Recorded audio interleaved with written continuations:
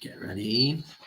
And we are live. Good evening, everybody, and welcome to Mishnah Mastery, where tonight, very exciting, we are going to be completing Seder Kodshim.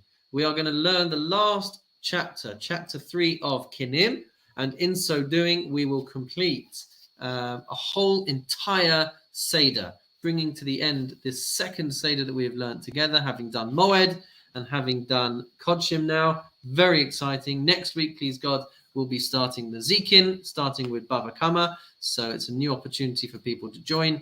And we're going to get ourselves underway. We've got our live virtual studio audience who are buzzing with excitement at the thought of being able to reach this fantastic milestone together.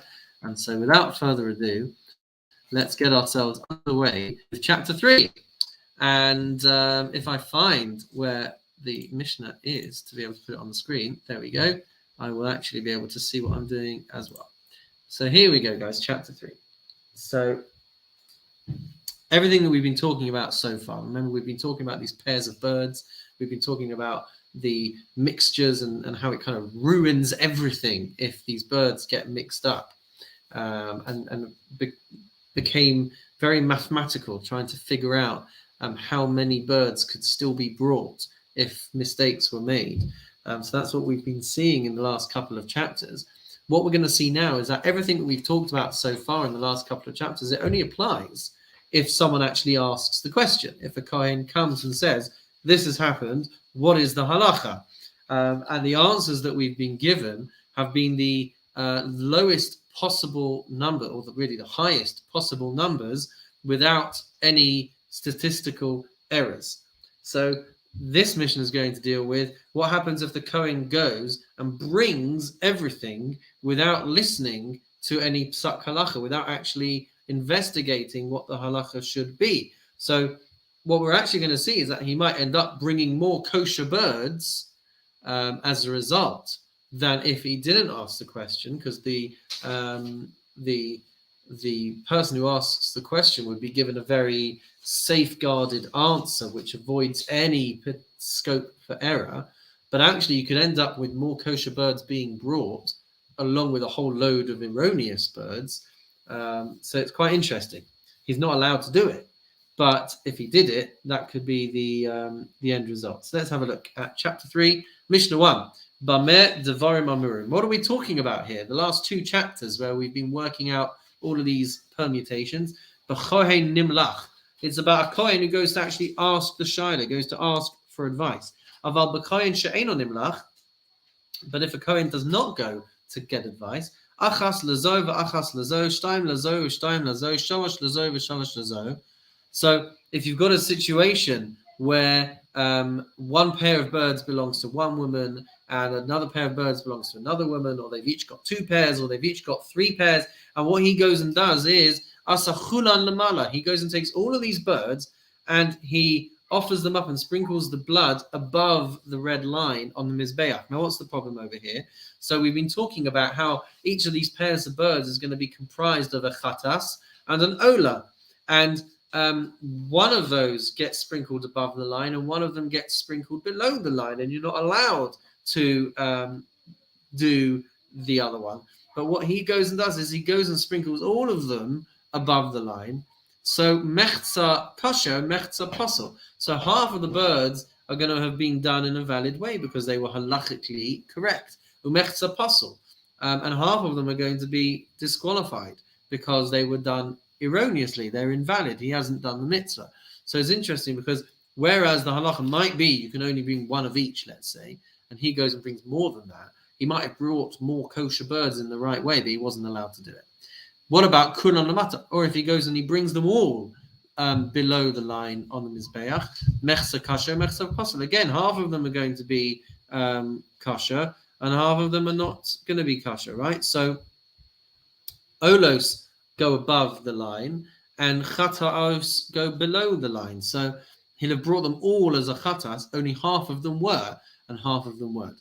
Chetziam lamala v'chetziam lamata. If he brings half of them above the line as an ola and half of them below the line as a chatas, well, he doesn't know which are which. So es shilamala, the The ones that he brings above the line, mechza kasher, mechza pasul. Half of them are going to be kasher and half of them are going to be pasul. The es shilamata, mechza kasher, mechza pasul. And the ones below the line, half of them will have, statistically, half of them will be kasher and half of them will be pasul. Mishnah base. What about where people have got different numbers of birds? So achas lezo, one woman's got one pair. Ushtayim lezo, another woman's got two pairs. Ushalosh lezo, one's got three pairs. Eser lezo, one's got 10 pairs. Umea lezo, and one's got 100 pairs of birds. So there's a total of 232 birds here, and they've all got mixed up. So we will have seen in previous examples that lechatchila, ideally, you can't bring more than one chatas and one ola. In case you end up bringing the first lady who's only got one pair, in case you end up bringing hers erroneously because they've all been mixed together. So if you bring 116 of each, right, that's the total of 100 plus 10 plus 3 plus 2 plus 1.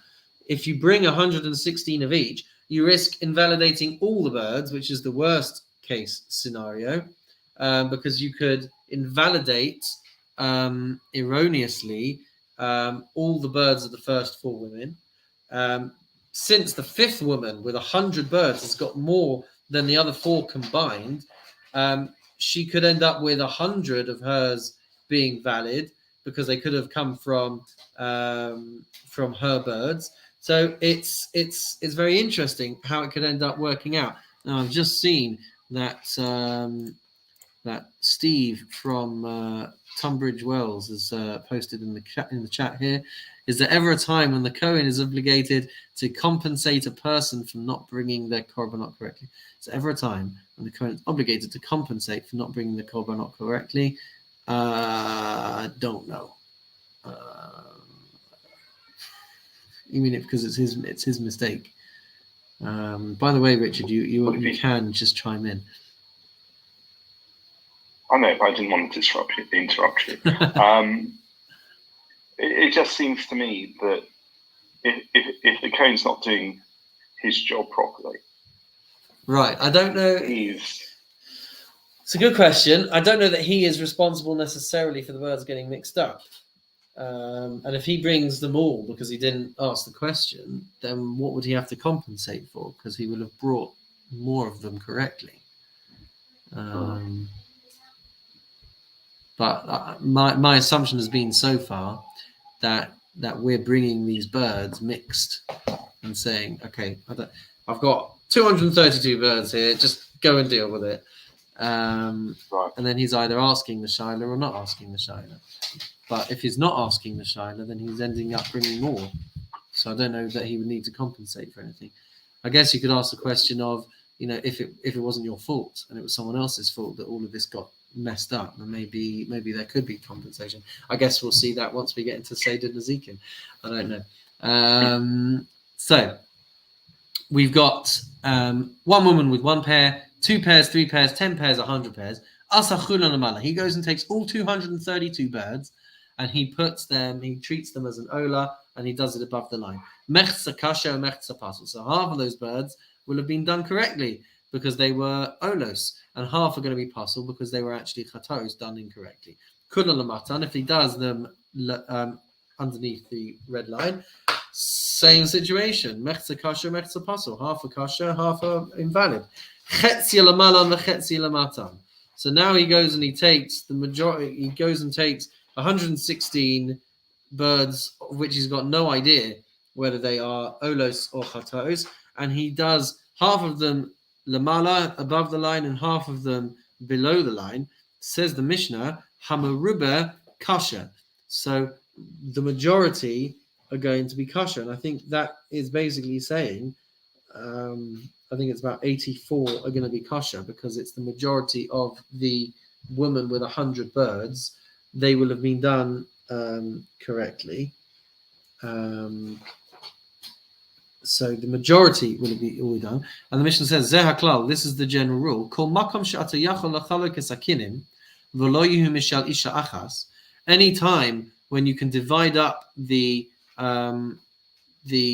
birds v'lo yihu mishel isha achas, so that those belonging to one woman need not have part of them bein milmanon, bein milmatan, offered above or below. Mechza mechza pasul. Then half of those are going to be valid, and half of them are going to be invalid. So, anytime you can be sure that you have got half the chatas and half of the ola completely correct, then half will be kosher and half will be pasul. But kol makom she'enata yachol lachalok es hakinim ad sheyu mishal ishachas. Anytime you can't guarantee this, bein milamanan, bein milamatan, then hamaruba kosher. Then it's going to be the majority of which will be kosher. So in our case, we've got one with 100. We can't guarantee that all of hers were done correctly, but if we could, then it would be half and half. But if we can't guarantee that, then we would say the majority will have been done correctly. Mishnah Gimel. Chatas lazor ve'ola lazor.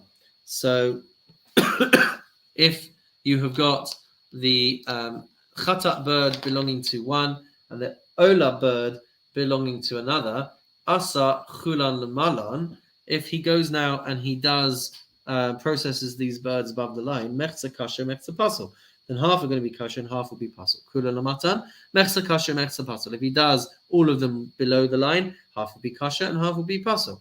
Chetzian lamala v'chetzian lamatan. If he does half of them above and half of them below, meaning we've got no idea if he's done the chatas in the right place or not, or the yola in the right place or not, shtei impossible, then they're going to be completely invalid. She'ani omer chatas kareva lamalan va'ola lamatan, because it could well be that this Kohen has just brought a chatas above the line, which is not allowed, and the ola below the line, which is not allowed. So there's no way of being sure, and therefore there's no way of saying that the bird that he's processed is kosher. Mishnah Dalet. Over here, we have got 6 birds. We've got a chatas and an ola. And then we've also got a stuma and a mefareshes. We've got stuma, which were birds which have been bought for a korban but not yet designated. So there's a pair there. And a pair of mefareshes, a pair of birds which have been assigned and they've all been mixed up. That's our case now. So the Mishnah says, if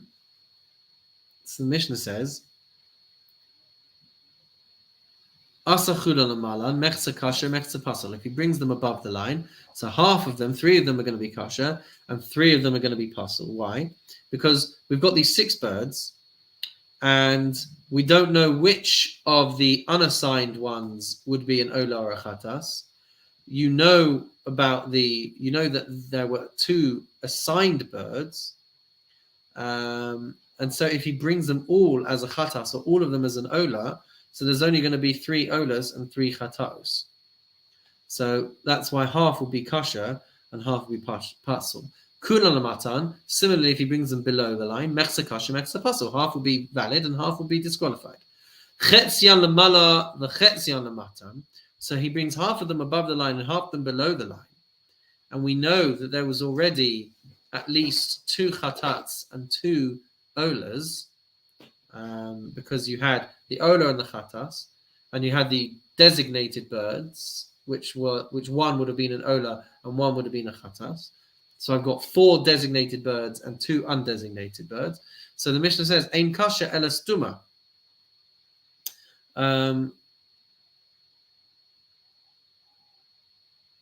So I apologize, actually. I've just read something in my notes here, which is that we know where the stuma, but no, one second. No, that's irrelevant. One second. Ein kasha ela stuma.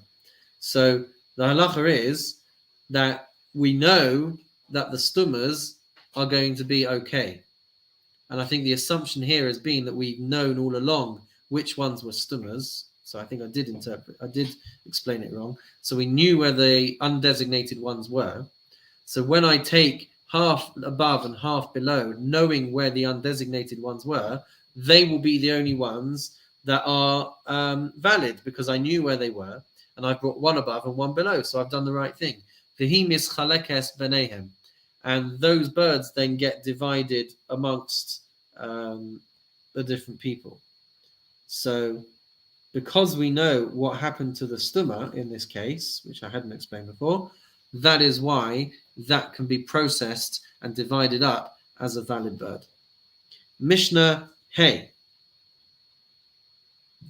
So Mishnah Hey, Chatas shenis arva b'chova.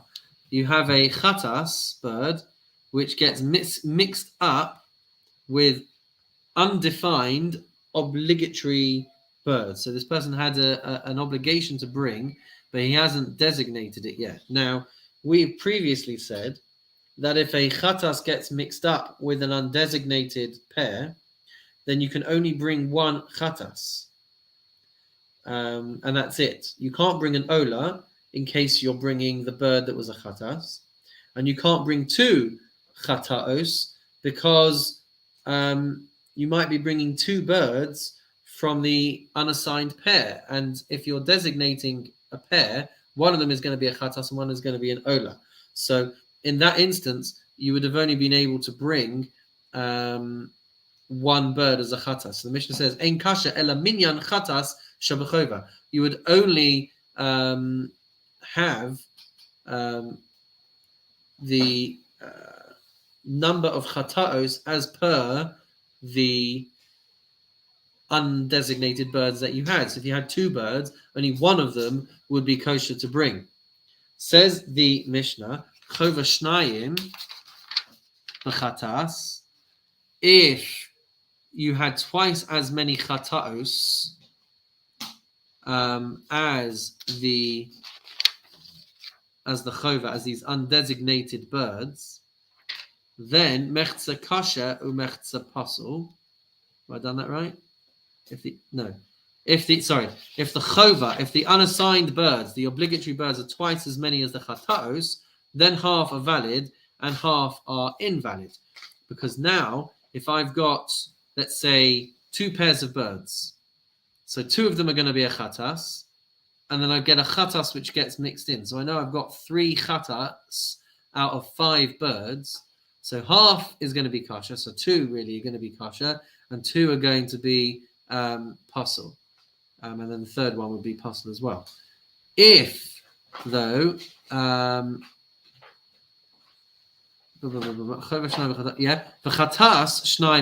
I've got twice as many chatats than my chova, then haminyan shebachova kasher. If the chataos are twice as many as the unassigned obligatory birds, then depending on how many potential chataos there could be in the unassigned pairs, that's how many chataos I would be able to bring. Similarly, if a korban ola got mixed up in with this undesignated pair of birds, ein kasha ela minyan ola shebachova. That would be the same. I would only be able to bring as many birds as an ola as I had in my undesignated pairs. Chova shnayim ba'ola, but if I had twice as many undesignated birds as my ola, mechza kasha, mechza pasul, then half would be kasha and half would be pasul. Ola shnayim b'chova, if I had twice as many olas as I do pairs of birds, haminyan shebachova kasha. I can only take as many as the number of birds that I have got. Bit of a tongue twister, that one. Mishnah Hey. No? Yes. No? Vav. Mishnah Vav. So, by way of introduction to Mishnah, which Mishnah are we on? I'm on Hey. Sorry, I'm on Vav. We apologize for that interruption. Mishnah Vav. By way of introduction to Mishnah Vav, a woman who can afford to, a woman who gives birth, who can afford to, should bring a sheep as an ola and a bird as a chatas.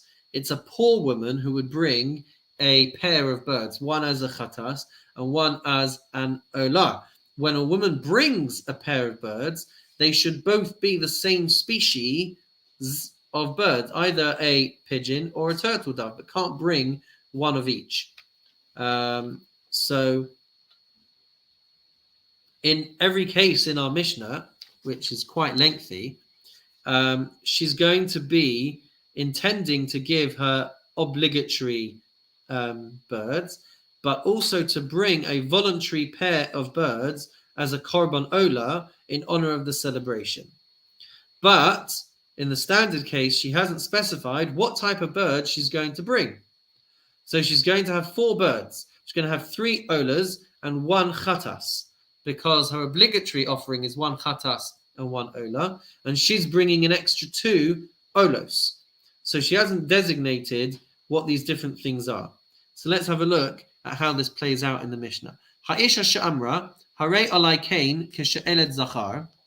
So a woman who says that on top of my obligatory bird offerings, I'm going to bring another pair if I have a child, if I give birth to a son. Then says the Mishnah, Yolda Zachar, if she gives birth to a son, Mevia shtei kinnim, she's going to bring 2 pairs of birds. Achas lenidra va'achas lechovasa. One is going to be her voluntary pair of olos, and one is going to be her obligatory pair, one of which is a chatas, one of which is an ola. Nisanasam lakahen, she gives them to the kohen. Va'kohen sarich la'asos shalosh paridim milamalan va'achas milamatan. And the kohen's going to need to do 3 birds above and 3 birds below. But, says the Mishnah, lo asa kain. He did not do this. Why? Because he presumed that they were just 2 obligatory pairs to be processed as 2 chatats and 2 olas. Right? Ella asa shtaim lemalan o shtaim lematan. But he did 2 above and 2 below. So one of these has been done erroneously. V'non nimlach, and he hasn't asked the question. Tzricha lahavi od prida achas v'yakrivena lemalan mimin echad. So he has to go and take another type of this bird.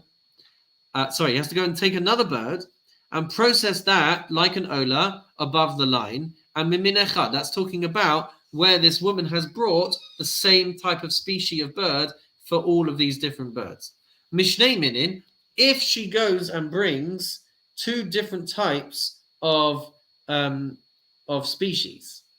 So I guess she's brought 1 pair of turtle doves, 1 pair of pigeons. So what we're going to see is that whichever pair was processed first will have been processed as the obligatory pair, 1 above and 1 below. And if he's done that correctly, he'll have brought 1 as a chatas and 1 as an ola. But then he's taken the second pair and he's got that 1 wrong. So he'll have done 1 above, 1 below, and he needed to do both above. The catch is he can't remember which species was which when he brought these 2 birds. So the Mishnah says, Mishnei minin, he's got 2 species of birds, tavi shtayim. So if he's made this mistake, he now has to bring 2 types of birds. Persha nidra, tavi shtayim, he brings 2.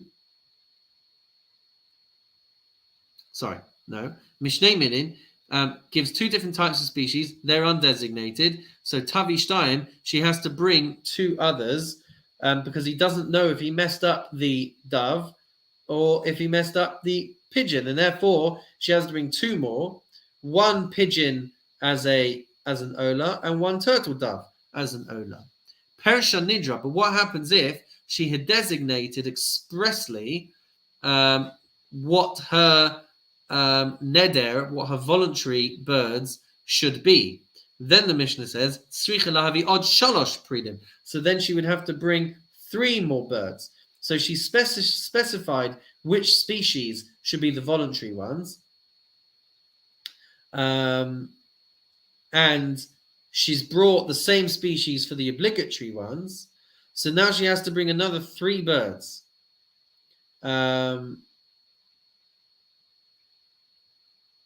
It's so technical. She was bringing them. So in my notes, it says like this. If the kohen brings 2 chataos and 2 olos, she knows she needs 1 more turtle dove.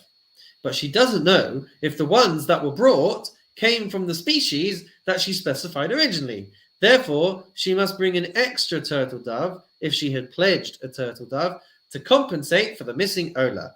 And then she has to bring 2 pigeons in case she originally pledged pigeons. So I'm really pleased that once upon a time I understood exactly what I was writing, but now this is just way too technical. So it says the Mishnah, Perisha Nidra, if she had expressly said what her neder should be, Tzricha lahavi od shalosh pridim, she has to bring 3 birds, mimin echad, if she had brought them all as one species. But mishnei minin, if she had gone and brought 2 different species, tavi arba, so then she was going to need to bring 4 as a replacement. So if she wasn't sure exactly what she had vowed, and the Kohen isn't sure what he did first, then she has to replace everything, because the Kohen fulfilled the obligation because it was unspecified, but she doesn't know if what has been brought has been valid because it's all got jumbled up. So she has to bring 2 turtle doves and 2 pigeons because she doesn't know if the second one was valid. And even if it was valid, she doesn't know if it was the right species that had been brought or not. So she has to bring 4 birds to replace the 4 birds that were brought incorrectly. Mishnah says, Kava Nidra, if she made a definite fixture at the time of her vow, meaning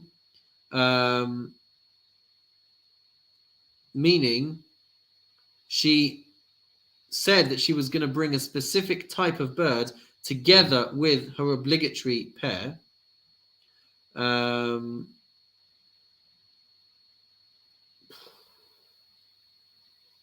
Then tzricha lahavi od chamesh pridim mimin echad. So if it's from one species, she has to bring another 5 birds because she can't remember what she pledged. She would need 1 more of the obligatory species and 2 of each for the voluntary species. For some reason, you can see how technical this is. Mark is going to explain all of this to us afterwards using his notes. Mishnei minin, if she brings the obligatory set and the voluntary set, but she's established what the voluntary set is going to be, and it's from 2 different species, then tavi sheish, then she's going to have to bring 6 because she's going to need 4 to compensate the mistakes made on her voluntary birds, and she's going to need a pigeon and a turtle dove from her obligatory offering, because the Kohen can't remember which he did first. So that because of all of these various doubts and errors that are being made, there could be as many as 6 birds that would have to be brought in order to rectify the mistakes that are being made. Nisanasam la kohen, if she gives them to a kohen, ve'ein yadua ma nasna, and she doesn't know, or it's not known what she gave. So she doesn't know if she gave 2 turtle doves or 2 pigeons, or if she gave 1 of each. Halach hakohen va'asa, and then the kohen goes and does his job. Ve'ein yadoa me'asa, but he doesn't know if he's done 4 chataos or 4 olos or 2 chovos or 2 olos. So now it all gets called into question. Tzricha lahavi od arba pridim lenidra u'shtayim lechovasa v'chatas echas. So now she's going to need to bring 4 more as her voluntary, 2 more for her obligatory, and then on top of that, another one as a chatas. So there's going to be 7 birds that she could end up bringing. I look forward to you all explaining this to me. Shouldn't just be my job, guys. So she doesn't know what she brought for her voluntary. And she doesn't know what was brought for her chova.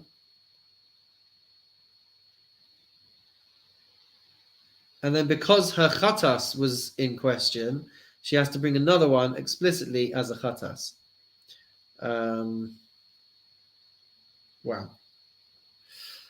Ben Azai Omer, Ben Azai says, Shtei chatos, she's going to have to bring another 2 chatos, meaning she's going to have to bring 8 as a total. Amar Rabbi Yehoshua, Rabbi Yehoshua says, Zehu she'amru, for those of us who are at the stone setting on Sunday for Jeremy Cass, this might sound familiar. This is what Rabbi Yehoshua was saying when he said the following: Keshehu chai kolo echad.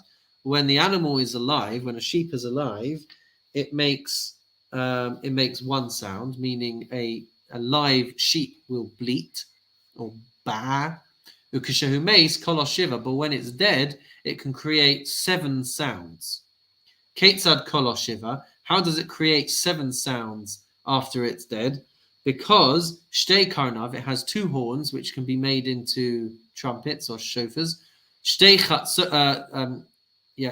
chatzotzros, it has 2 leg bones which can be turned into flutes. Shtei shokav, it has 2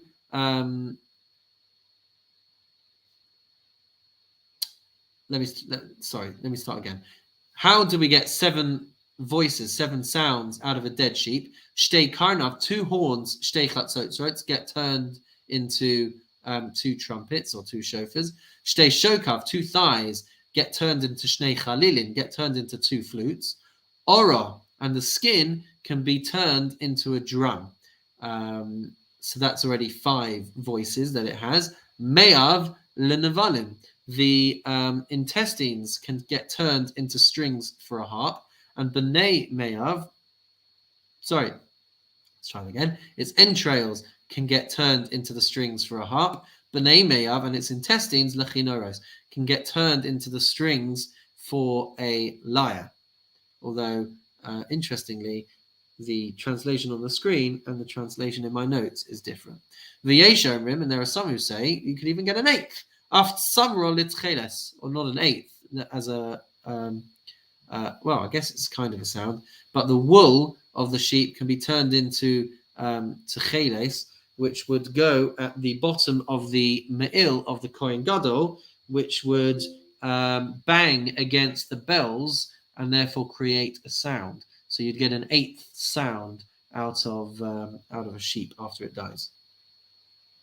Rabbi Shimon ben Akashya Omer, I guess that's Rabbi Hananiah's brother. Rabbi Shimon ben Akashya says, Ziknei am haaretz, old people who are ignorant, kol zman she mazkinim, as they get older, datan mitarefes aleihen, their intellect gets more and more confused. Shene'emar, as it says as a pasuk in Iyov, Meisir safa le'ne'emanim v'tam zakenim yikach. He removes the speech of men of trust and takes away the sense of elders. Aval ziknei Torah einon ken. But as scholars get older, this is not the case. Ela kol zman shemazkinin, as they get older, datan misyasheves aleihen, their mind becomes more composed, more settled, more their wisdom becomes more intense. So this is brought as a kind of, not parallel, it's almost like a follow-on. In the same way that a sheep becomes more intense, becomes more, brings more to the world with its death, so too as Talmidei Chachamim get older, they bring more to the world. Their wisdom becomes more intense. Shne'emar b'shishim chachma v'arach yamim tavuna. As it said, with aged men comes wisdom and understanding in length of days, which is also pasuk in Iyov. And the fact that I have been able to so poorly explain so many Mishnayos in Seder Kodshim, I can only be concerned that I am still on the level of an Amma Aretz, losing my, getting more and more confused as time goes on. But hey, we'll come together in a few years' time and we'll start it all over again, and please God, we'll all be able to understand everything much more clearly. But for now, Mazel Tov everybody on completing Maseches Kinnim, and double Mazel Tov on completing the whole of Seder Kodshim to the best of our ability. You can join me as we say the following: Nishlama Maseches Kinnim v'kulahu Mesechaisa de Seder Kodshim. We have completed Maseches Kinnim and all of the Masechtas of Seder Kodshim. And please God, in Yirtzeh Hashem, when we find the right time, B'Shar Tova, we will make a siyum together in Shul. We will have some refreshments. We will celebrate with the community. But for now, I wish you Mazel Tov. thank you all for joining me, and looking forward, please God, at our next opportunity to start learning Seder Kodshim together. It's really a fantastic achievement, guys. 2 Sedarim of Mishnah, and when we consider New Year's Eve, going into 2020, was when we first started talking about starting this shir. I'm pleased that 3 years later we are 2/6 or a third of the way through learning all of Shas Mishnah. So it's wonderful. Mazel tov, everyone, and we'll see you next time.